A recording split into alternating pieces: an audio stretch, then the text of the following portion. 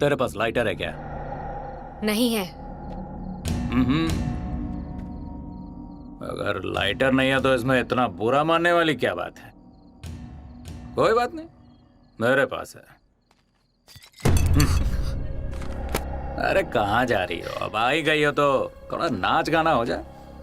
ऐसे पार्टी छोड़ के मत जाओ, अभी तो मजा आना शुरू हुआ है। छोड़ो मुझे। अरे क्या भाई, थोड़ा कस के पकड़। कम ऑन डार्लिंग, थोड़ा ठुमके उमके दिखा।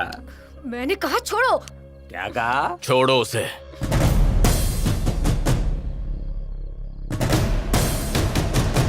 क्या बोला रे तू? मैंने कहा छोड़ो उसे। क्या कहा? छोड़ दूं उसे? पर मेरा मूड नहीं है। क्या करेगा? मारेगा मुझे? तू क्या इसका भाई है या फिर बॉयफ्रेंड है? बोलना। मैं उसे नहीं जानता, लेकिन अगर तुम लोगों ने उसे हाथ भी लगाया तो छोड़ूंगा नहीं। हाँ? हाँ? जोक मारता है, शाना बनता है।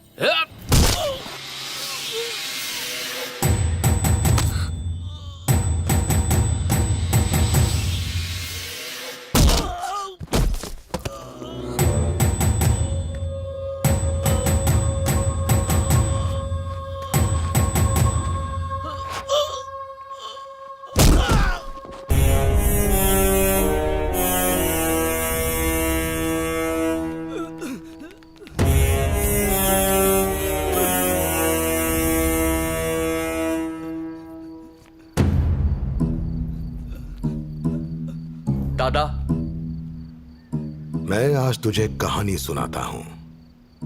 मेरे गांव में रामाराव नाम का एक गरीब किसान रहता है।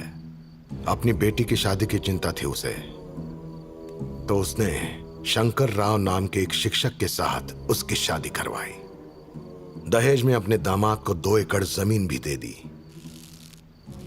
लेकिन शादी के बाद शंकर राव ने अपना असली रूप दिखाया।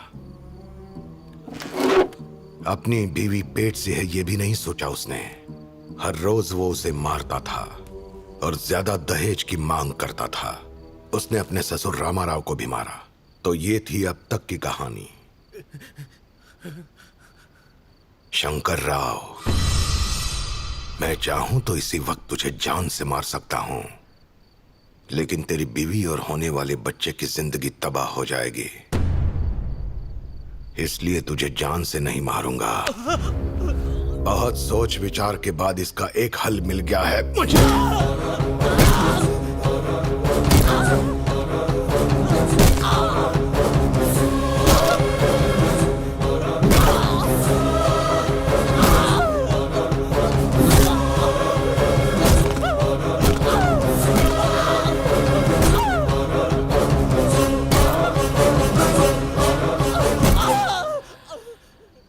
अब तुझे अपने पैरों पर खड़े होने के लिए कम से कम 6 महीने लगेंगे। इस हालत में भी तुम्हारी बीवी तुम्हारा ख्याल रखने में कोई कसर नहीं छोड़ेगी। तब तुम्हें इस बात का एहसास हो जाएगा कि तुम्हारी बीवी तुमसे कितना प्यार करती है और उसे तुम्हारी कितनी फिक्र है। ले जाओ इसे।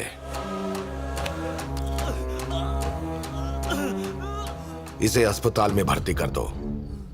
अब 6 महीने के लिए ये तो कुछ कमा नहीं पाएगा। मैं ख्याल रखूंगा इसके परिवार का। ले जाओ। रुक जाओ शंकर राव। ठीक होने के बाद भी तेरी अकल ठिकाने नहीं आई तो हथौड़े के नीचे तेरा सर कुचला जाएगा।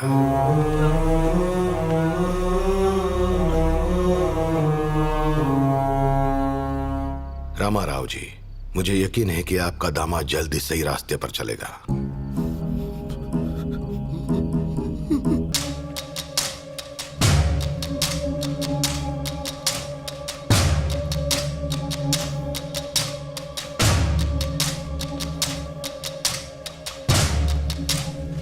गोविंद राव, बताओ, गांव में अपराध बढ़ रहे हैं या घट रहे हैं? मैं कुछ समझा नहीं।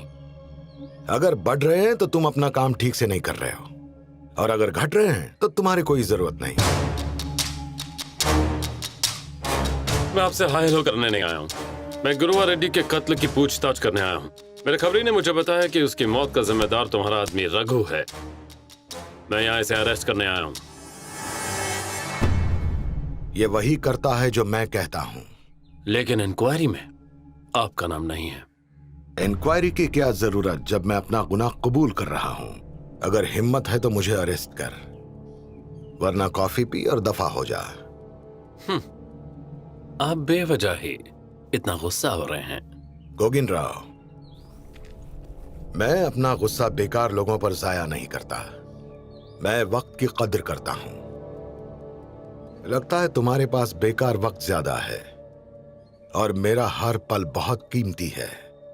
तुम जा सकते हो।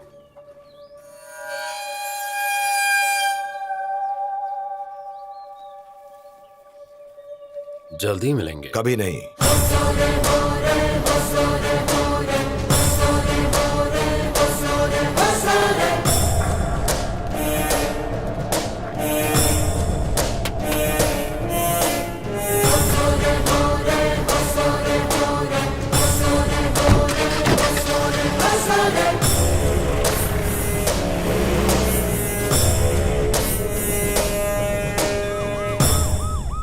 सर, गोगिन राव बोल रहा हूँ। हमारा प्लान फेल हो गया सर।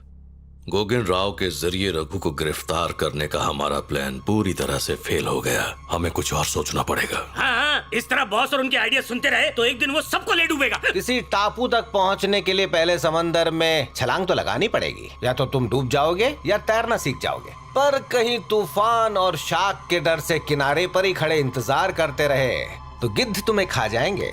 तुम्हारा प्रवचन पहली बार समझ में आया। लंबा था लेकिन समझ में आ गया। हाँ। जो जल्दबाजी करेगा उसका हश्र बुरा होगा। आसमान वही छू सकता है जिसके हौसले बुलंद हों। ये मेरा ओवर कॉन्फिडेंस नहीं है, सत्य वचन है। बॉस, हम सबसे ज्यादा जानते हैं, एक कदम आगे की सोचते हैं। उनकी इजाजत के बिना समंदर में छलांग लगाना ये कोई हल नहीं, बेवकूफी है।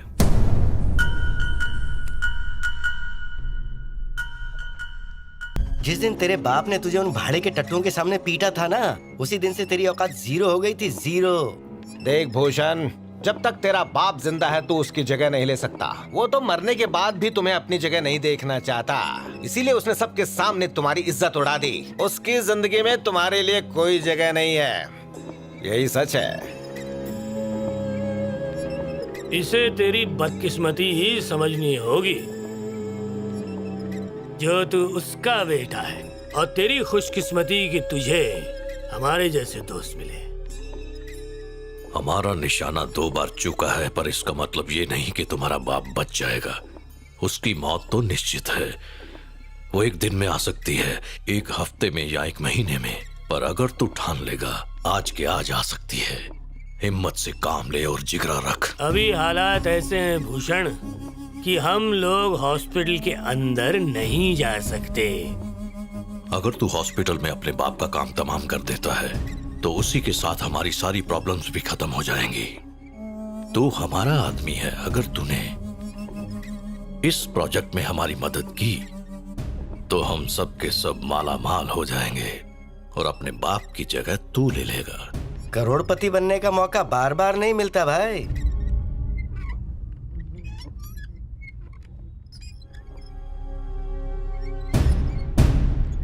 क्या हुआ?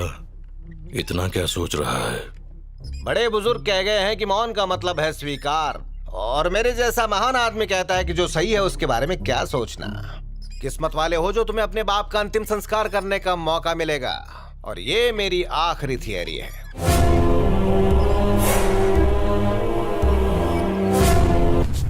बाबा, फिलहाल आपकी हालत थोड़ी नाजुक है। हमें गुस्से में कोई कदम नहीं उठाना चाहिए।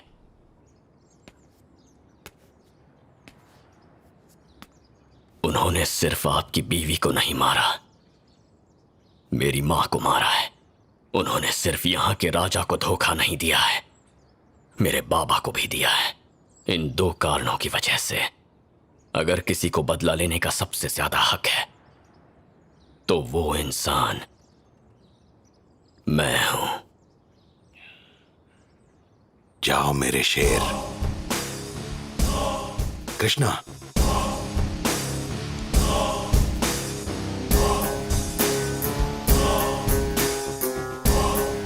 अपना ख्याल रखना बेटा। जाओ।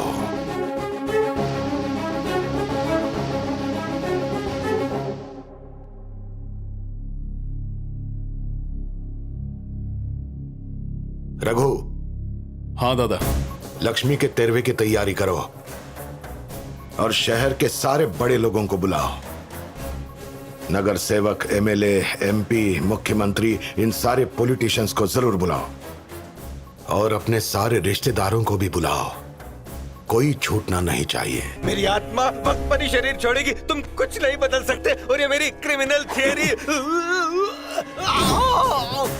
अगर तू सारे वेद पुराण जानता है तो ये कैसे भूल गया कि बुराई पर हमेशा अच्छाई की जीत होती है। तेरी थियरी तेरी तरह कमजोर है।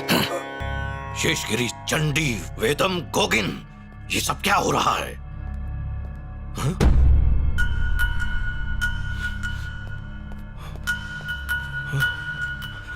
बाबा,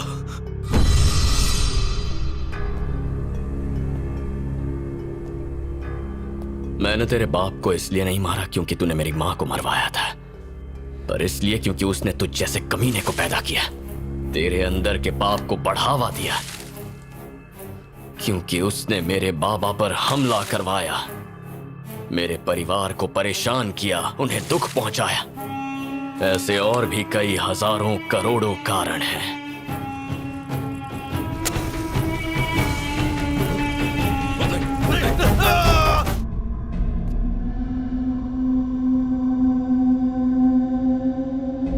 जिस दिन से मेरी आंखें खुली हैं, मैंने अपने बाबा में एक बहुत ही महान राजा देखा है, लेकिन अब मैंने गुंडों को उन पर हमला करते हुए देखा है। हॉस्पिटल में उनके शरीर पर चाकू के निशान देखे, उन्हें खून दिया जा रहा था। इतने कमजोर थे कि अपनी बीवी की जान नहीं बचा पाए। और इस सब की वजह है वो नंदवरम प्रोजेक्ट। वो इस प्रोजेक्ट को रोकना चाहते थे, अपने निजी फायदे के लिए नहीं बल्कि लोगों की भलाई के लिए। लेकिन कुछ लोगों के लिए वो कांटा बन चुके थे जिन्हें रास्ते से हटाना था। उस दिन जब हम सब शादी में जा रहे थे, तब हम कितने लोग थे, कब निकलेंगे, जाने का रास्ता क्या होगा। ये घर के किसी सदस्य ने उन्हें बता दिया। खुशकिस्मती से उस हमले से तो बाबा बच गए थे, लेकिन हॉस्पिटल में उन पर दोबारा हमला किया गया। मुझे पूरा यकीन है उस हमले के पीछे घर के ही किसी का हाथ था। हॉस्पिटल से 12 घंटों की सीसीटीवी फुटेज चेक करने के बाद मुझे पता चल गया कि उस दिन बाहर से सिर्फ तुम फल लेकर आए थे।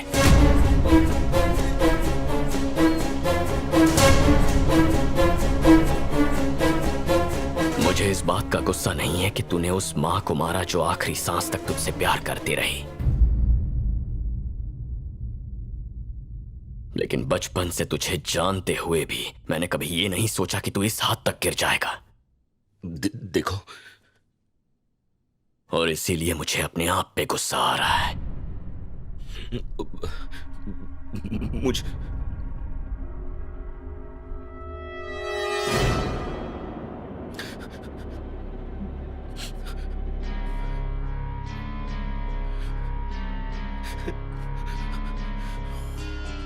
मेरी नजर में तू बस एक गद्दार है,